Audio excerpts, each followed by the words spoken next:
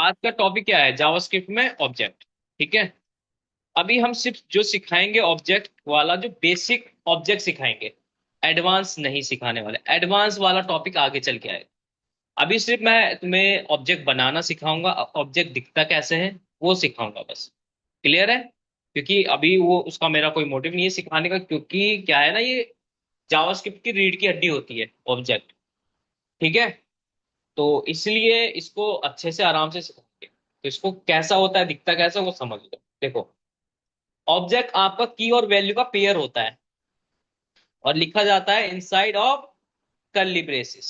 तो ऑब्जेक्ट को last time मैंने बताया था कि ऑब्जेक्ट हमेशा जब भी आप देखोगे तो ये कर्ली ब्रेसेस रहता है object।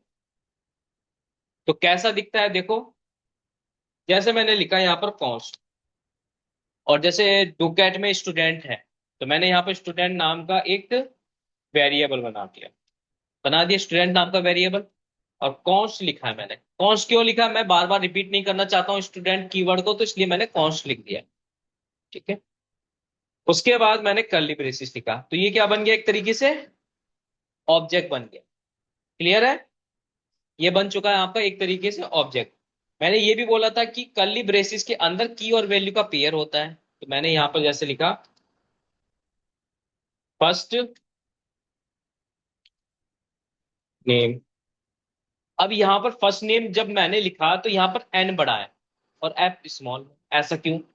याद रखना, इसको कहते हैं हम कैमल केस। पहला वर्ड स्मॉल में होगा। अब हम ये समझो कि हम दो नाम लिख रहे हैं, मतलब दो वर्ड लिख रहे हैं, उनको आपस में चिपका के एक ही लिखना है। तो हमें कैमल केस यूज करना होता है। कैमल केस में होता क्या है कि आपका पहला वर्ड जैसे एफ, ये छोटा होता है, और बाकी के जो नए नए वर्ड ऐड होंगे वो कैपिटल लेटर्स के साथ ऐड होंगे, उनका पहला लेटर। ठीक है, ये तो होता है कैमल केस। दूसरा होता है पास्कल केस। पास्कल केस में क्या होता है कि आपका जो कोई भी वर्ड जब आपस में जुड़ते हैं, चिपका के रखते हैं हम लोग, तो इनको बोलते हैं, जो पहला लेटर है इनका सबका, वो हमेशा कैपिटल में रहेगा हमेशा। ऐसे केस को हम बोलते हैं पास्कल केस। क्लियर है? तो ये होता है आपका पास्कल, ये होता है आपका ये जो मैंने अब बनाया ये कैमल। क्लियर हो गया? ठीक है। मैंने यहाँ पर फर्स्ट नेम लिखा और फर्स्ट नेम के बाद स्ट्रिंग के अंदर लिख दिया मैंने जैसे अमित, कॉमा। अब जब भी आप कर्ली ब्रेसिस के अंदर की और वैल्यू का पेयर लिख लिया एक, अब उसके अंदर दूसरा लिखेंगे तो कॉमा यूज करेंगे। क्या यूज करोगे? कॉमा। बनाना आना चाहिए, बहुत दिक्कत होती है इसमें अगर नहीं आता। उसके बाद लास्ट नेम लिखा मैंने, और जैसे मैंने यहाँ पे लिख दिया SIN।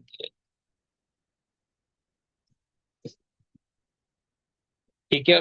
डबल कोट के अंदर लिखा है, बन गया दो। तीन लिखने जैसे मैंने उसकी एज लिख दी। तो यहां पर अगर आप ध्यान से देख रहे होंगे तो ये कर्ली ब्रेसिस के अंदर ही है और की और वैल्यू का पेयर बन रहा है, देखो। और इनको आपस मतलब अलग अलग रखने के लिए कॉमा यूज कर रहे हैं हम लोग। आ गया समझ में? तो ये होता है आपका ऑब्जेक्ट। ठीक है। चलो,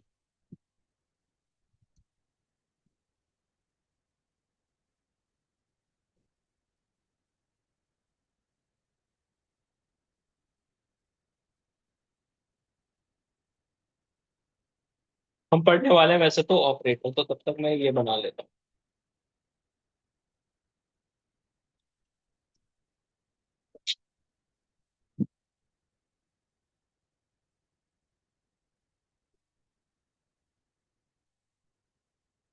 ठीक है। ये बनाया मैंने ऑपरेटर, इस पे डबल क्लिक करूंगा। यहाँ पर CMD code space dot enter. ठीक है, इस तरीके से मैंने लिखा।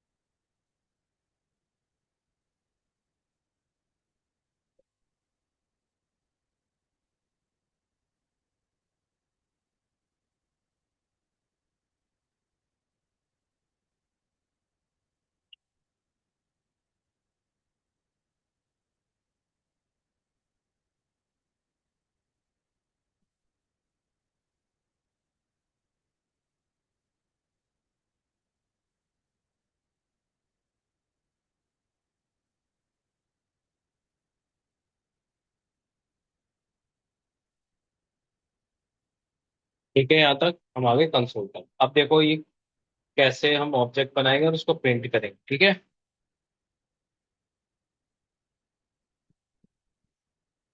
कैसे कैसे चल रहा है आपका?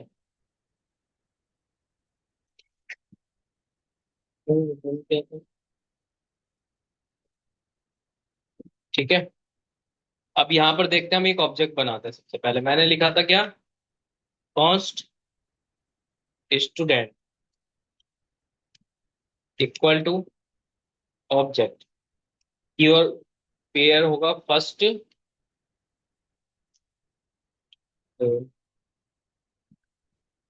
अमित,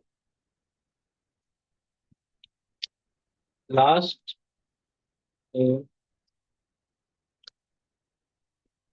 ठीक है, एज 25। क्लियर हो गया? अब यहाँ पर इस तरीके से आपको ऑब्जेक्ट, इसको थोड़ा सा नीचे लेके आ जाओ ताकि ऊपर से थोड़ा सा सही से दिखे। ठीक है, अब सही से दिखाई दे रहा है? ठीक है, अब मैं इसको प्रिंट करके देखता हूँ। तो मैंने लिखा कंसोल डॉट, मतलब अगर तुम्हें कुछ समझ में ना आए, डेटा कैसे एक्सेस करना, कुछ ना है, सब सिंपल सा कंसोल करके देख लो। यहाँ पर स्टूडेंट लिखोगे और सेव कराया। जैसे मैंने सेव कराया तो यहाँ पर आके आप देखोगे कैसा है। एक मिनट, जरा इसको हटा लेते हैं हम लोग, और ये रहा डेटा कैसे दिखाई दे रहा। फर्स्ट नेम, फर्स्ट नेम की वैल्यू अमित, लास्ट नेम और उसकी वैल्यू सिंह, और एज उसकी वैल्यू 25। अब मुझे इनको एक्सेस करना है। अब जैसे मैंने इसको ओपन किया, देखो ये ऐसे या ऐसे। ठीक है, अब जैसे मैं इसको ओपन, मैं अमित का एज एक्सेस करना चाहता हूं। अगर मैं अमित की एज एक्सेस करना चाहता हूं तो ये प्रिंट किसको करा है हमने, स्टूडेंट को। तो पूरा का पूरा जो ऑब्जेक्ट है वो किस में है, स्टूडेंट में। और ऑब्जेक्ट की जो हम एक्सेस करते हैं वो डॉट के साथ एक्सेस करते हैं। तो हमने करना क्या है, बस स्टूडेंट के ठीक बाद मैंने यहाँ पर क्या लगाना है, डॉट लगाना है। और यहाँ पर देखो एज आ गया, एज लगा दे। ऑब्जेक्ट की वैल्यू को एक्सेस करने के लिए आप डॉट का यूज करते हो, हमेशा याद रखो। क्लियर, और सेव कराओ, और सेव कराने के बाद यहाँ पर वैल्यू आ गई। आ गई समझ में?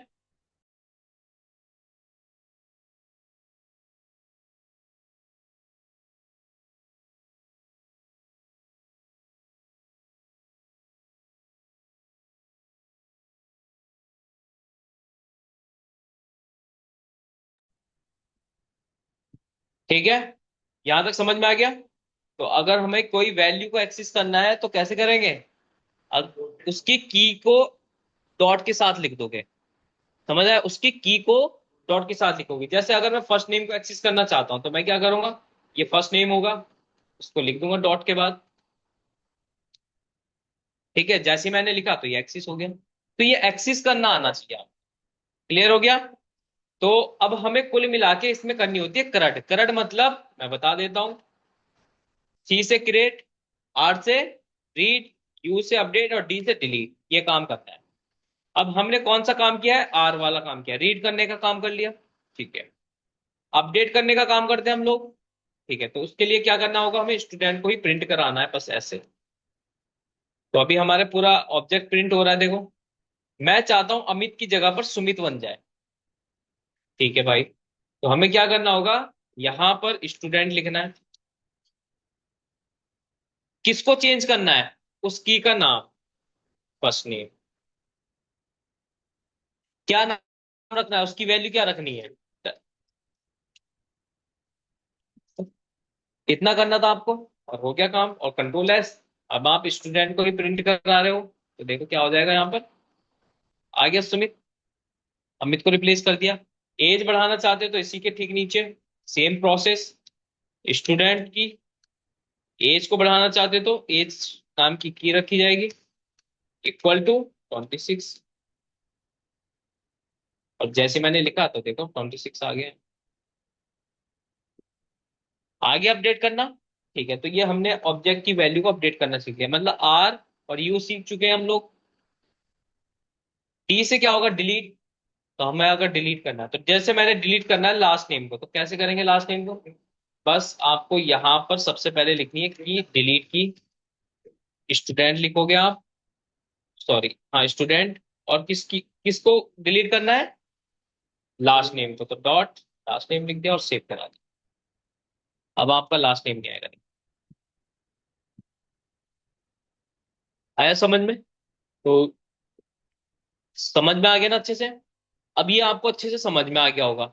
अब जब तक आप इसकी प्रैक्टिस नहीं कर लेते तब तक ये आपके दिमाग में बैठेगा नहीं, आप घर जाओगे भूल जाओगे।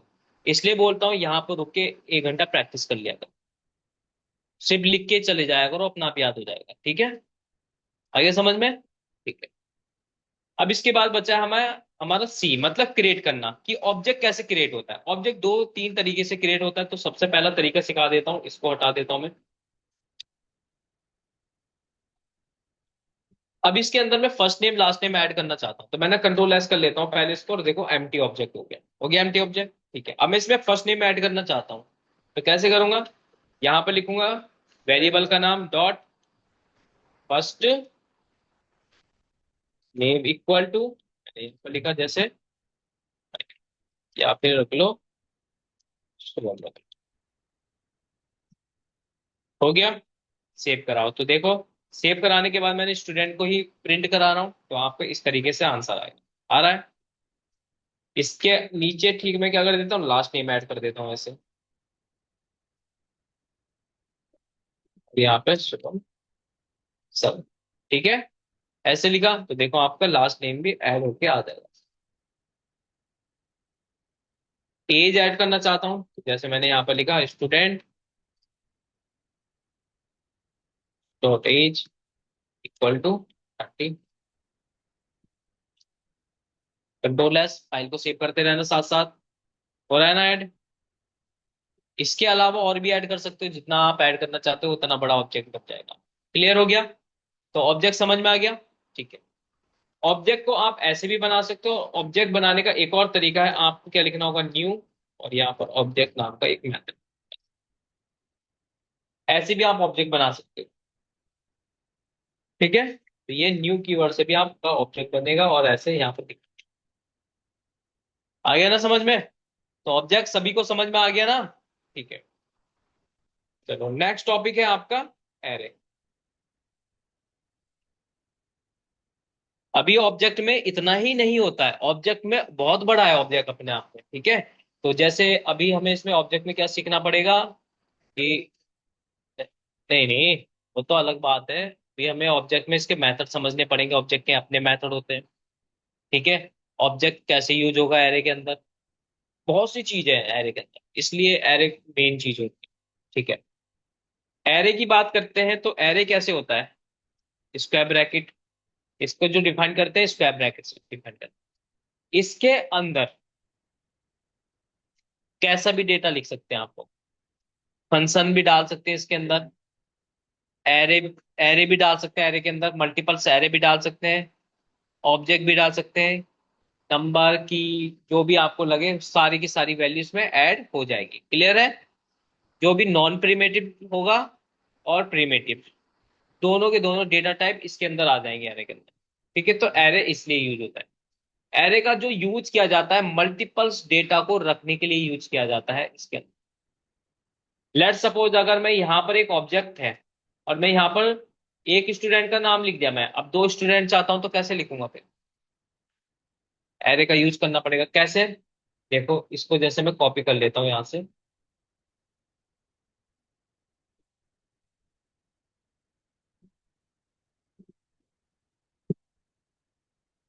इसको कॉपी किया, तो इसमें कैसे लिख सकते हैं हम, ऐसे लिख सकते हैं, देखो पहला ऑब्जेक्ट कॉमा दूसरा ऑब्जेक्ट, तो सॉरी ऐसे नहीं है, ऐसे नहीं, एरे के अंदर एक और ऑब्जेक्ट कॉमा लगा के, ये तो कितने ऑब्जेक्ट हो गए टोटल, देखो यहां से मैं ऐसे करके दिखाता हूँ, एक ऑब्जेक्ट, दो ऑब्जेक्ट हो गए ना, दो ऑब्जेक्ट। और ऐसे हम कितने भी इसमें कर सकते हैं।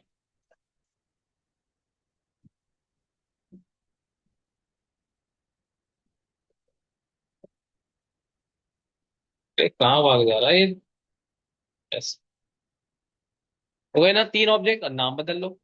तो ऐसे भी आपका ऑब्जेक्ट बनता है। मोस्टली आपको ऐसे ही डेटा पर काम करना पड़ेगा आगे चल के फ्यूचर में, जो भी आप प्रोजेक्ट काम करोगे तो ऐसा ही डेटा आएगा, जैसे यूजर का डेटा आ रहा है तो ऐसे फॉर्म आएगा, first name last name email password उसका ये सब, और उनको तुम्हें यूआई पे दिखाना हो। ये एक सारी प्रोसेस है, ज्यादा बड़ी कोई लेंथी प्रोसेस नहीं है इसकी।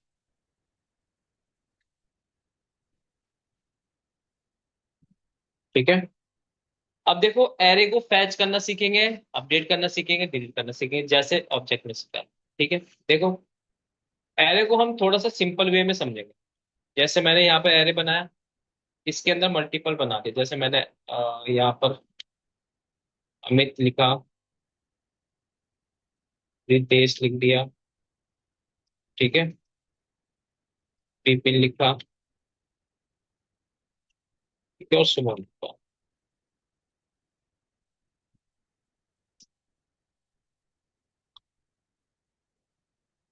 ठीक है ना। तो देखो एरे के अंदर स्ट्रिंग प्रिमेटिव नॉन प्रिमेटिव दोनों तरीके के डेटा आते हैं इसके अंदर। ठीक है। अब इसको कंसोल कराएंगे तो हम इसका पहले देखेंगे कि ये दिखता कैसा है कंसोल कराने पर।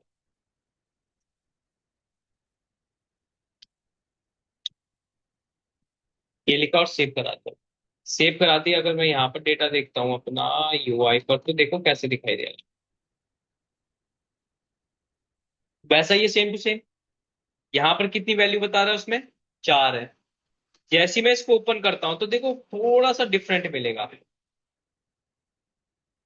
तो एरे क्या होता है, इंडेक्स वैल्यू पे काम करता है पूरा, बिल्कुल। तो देखो इसकी जो अंदर की वैल्यू को अगर मुझे एक्सेस करना है तो इसमें तो की तो दी नहीं है, सिर्फ वैल्यू वैल्यू है। तो अब क्या करें हम, तो अब हम इंडेक्स वैल्यू से इसको एक्सेस करेंगे। कैसे, नींद आ रही है? सोई नहीं थे क्या, रात जागरण में थे? हैं? सही है, नहीं नहीं बहुत बढ़िया यार, घूम के आओ यार, कैसी बात कर रहे हैं, लाइफ को एंजॉयमेंट करना मत छोड़ना बस।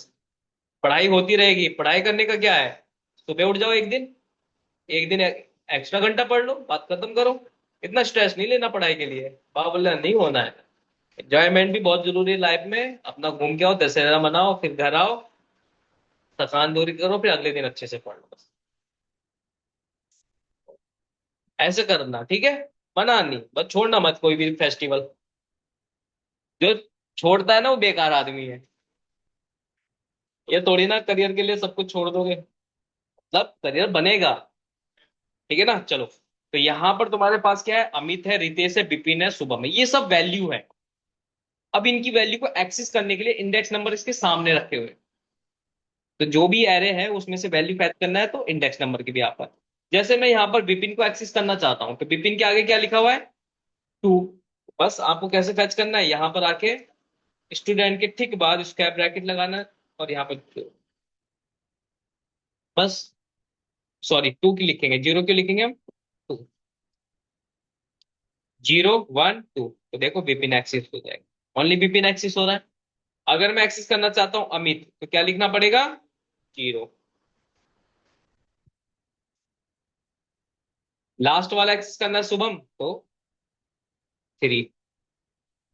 कैसे, 0 1 2 3, 4 कैसे हो जाएगा, सेव करा दो। तो ये देखो हमारा शुभम एक्सेस क्लियर है। क्रिएट करना सीख, गेट करना सीख लिया। ठीक है, अपडेट करना सीखते हैं, चलो। अब मैं यहाँ पर रितेश की जगह पर कुछ और नाम रखना चाहता हूँ, सतीश रखना चाहता हूँ। ठीक है, या मयंक रखना चाहता हूँ, कुछ भी रख सकते हो आप। तो देखो कैसे रखा जाएगा, आपने बस स्टूडेंट लिखना है यहाँ पर, डॉट, डॉट नहीं स्क्वायर ब्रैकेट, स्क्वायर ब्रैकेट से और उसके अंदर इंडेक्स नंबर की वैल्यू रखी जाएगी। तो यहाँ पर 0 1 1 लिखा हमने, एक्सिस हो गया, इक्वल टू लिखेंगे और यहाँ पर मयंक, और सेव करा। सेव करा दी, आपकी जो वैल्यू हो यहाँ पर देखो ऐसे आ जाएगी। आ गया ना, अमित मयंक सुमित हट गया।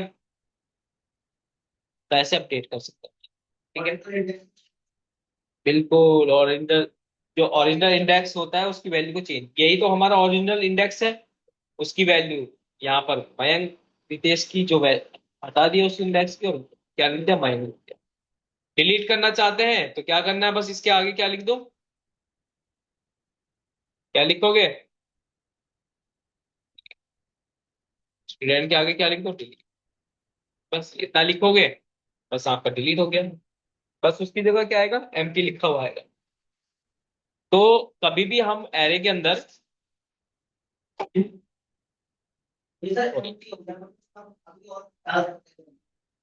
हाँ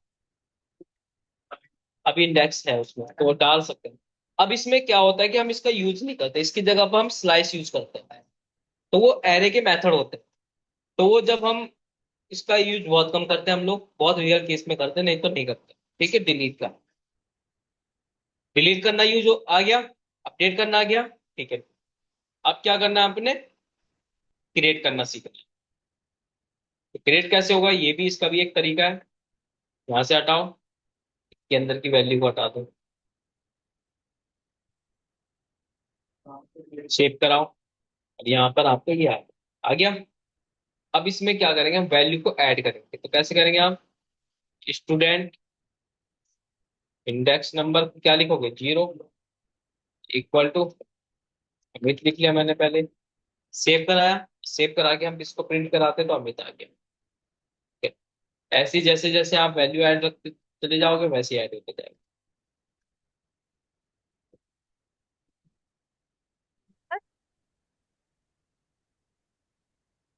हेलो सर। हाँ बताओ।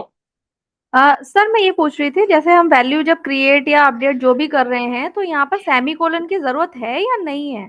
क्योंकि आपने अभी बिना सेमीकोलन के सेव किया तब भी वो वैल्यू को ले रहा है, और ऐड करने पर भी ले रहा है, तो इट इज मैंडेटरी और नॉट?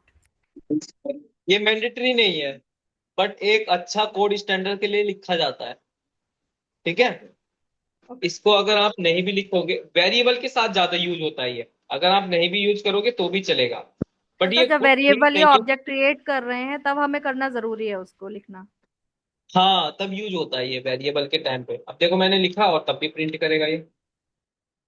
इसका ये मतलब होता है एंड ऑफ द स्टेटमेंट, कि यहाँ हाँ पर जी। आपकी जो भी स्टेटमेंट है वो खत्म हो चुकी है। अब इसके बाद आपने ये सेमीकोलन लगा दिया। ठीक है, और इसको लगाना अच्छी बात होता है, कोड के हिसाब से ये लगाना बहुत अच्छी बात होता है, तो आपको इसको लगाना ही है। नहीं ठीक है। लगाओगे तो वो बात अलग है, अच्छे कॉन्सेप्ट अच्छे कोड स्टैंडर्ड के बेस पर आप इसको लगाओगे ही लगाओगे। क्लियर हो गया। ओके। आप नींद में हो कैसे, नींद नहीं होता थे, कोई बात नहीं, पानी पी के आ जाओगा तो बहुत ही है। चलो ध्यान देना अब आगे, नेक्स्ट। तो आपका एरे और ऑब्जेक्ट समझ में आ गया, आ गया ना। ठीक है, अब इसके बाद पढ़ेंगे हम ऑपरेटर्स।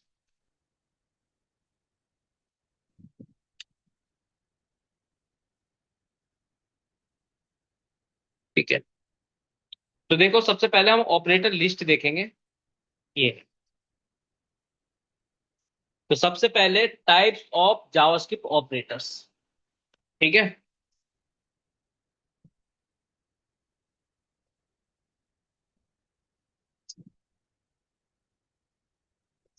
अच्छा ऑपरेटर क्या करते हैं,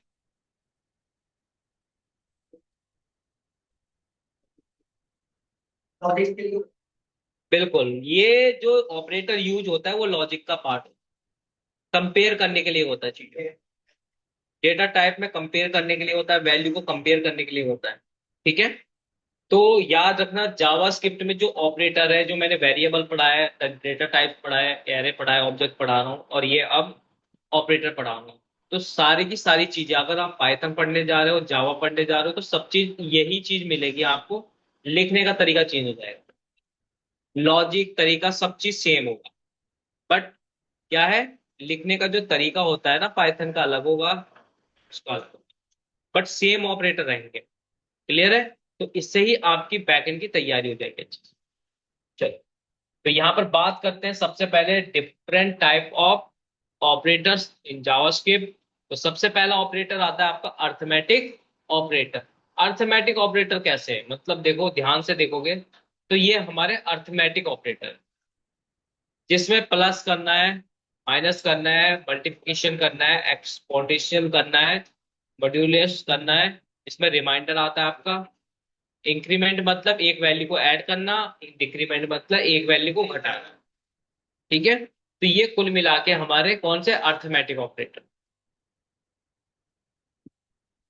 असाइनमेंट ऑपरेटर, असाइनमेंट ऑपरेटर वो होते हैं जिसमें हम वैल्यू को असाइन करते हैं। जैसे जो कोई वेरिएबल है, कोई खाली है, तो उसमें वैल्यू असाइन कर दी तो क्या बन गया वो, असाइनमेंट ऑपरेटर हो गया। उसके बाद आता है आपका कंपैरिजन ऑपरेटर।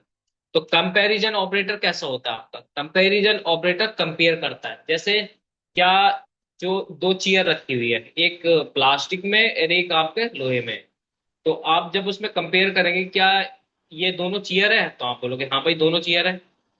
अब इनका फिर बॉडी मेटल चेक करोगे, एक प्लास्टिक में एक लोहे में, तो क्या इनका बॉडी मेटल सेम है, नहीं है, तो फॉल्स देगा। तो वो कंपैरिजन ऑपरेटर में आ गया।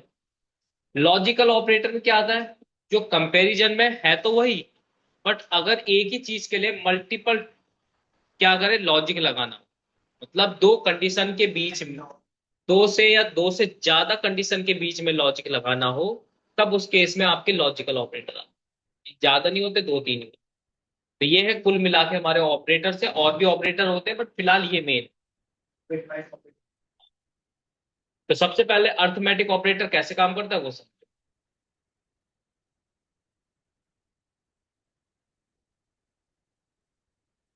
मैंने लिखा कॉन्स्ट और यहां पे लिखा नम वन। नम वन की वैल्यू मैंने लिखी 5 और and out the statement. Const num two की वैल्यू लिख दी मैंने यहाँ पर 7। तो दो वेरिएबल हो गए। अब n1 में 5 है और n2 में 7 है। अब मैं आपस में इनको जोड़ना चाहता हूं, तो कौन सा ऑपरेटर यूज होगा, है एडिशनल तो यूज होगा, किस ऑपरेटर का, अर्थमेटिक। अर्थमेटिक ऑपरेटर का यूज होगा ऑपरेटर। ठीक है, तो यहां पर कैसे लिखेंगे, मैंने लिखे यहाँ पर जैसे const x equal to num one plus num two. तो ये जो बीच में प्लस लिखा है, इसी को ही बोलते हैं हम ऑपरेटर। पानी चाहिए था, ये किसी और की बोतल है, मतलब नहीं मेरी, नहीं मेरी ये।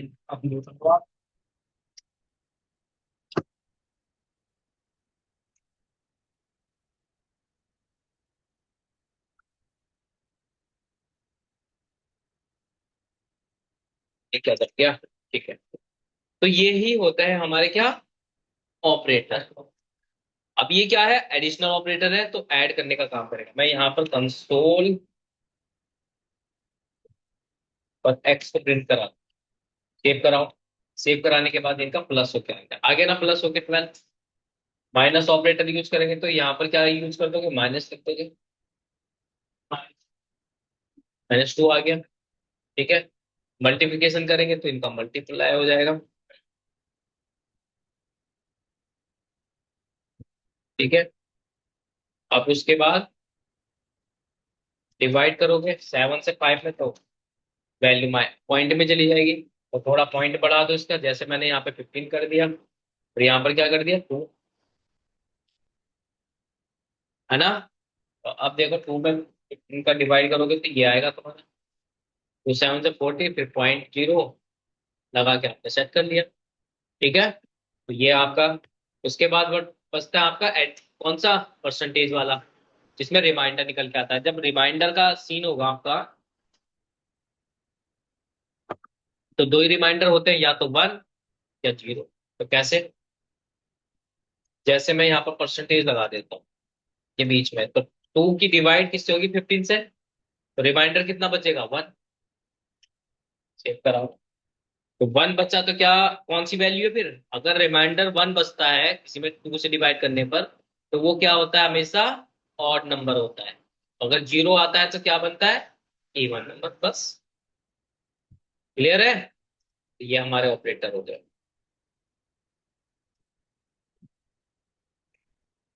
आगे 0।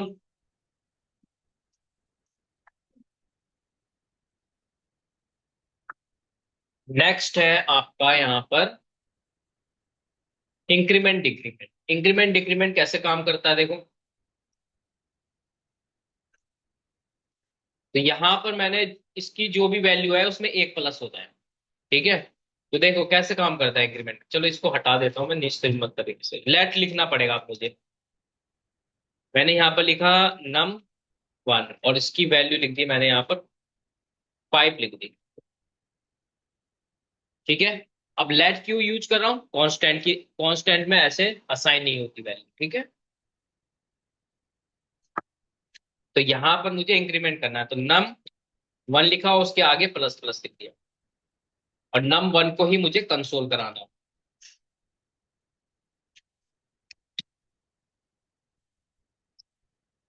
क्लियर हो गया। जैसे ही मैंने यहाँ पर देखो नम 1 में 5 वैल्यू और यहाँ पर प्लस प्लस कर दिया, तो कितना होगी ये वैल्यू, 6 आएगी। एक प्लस कर देता है। अगर मैं यहाँ पर इसमें माइनस माइनस लिखूं तो 4 आएगी। मैं आगे अर्थमेटिक्स ऑपरेटर समझ में।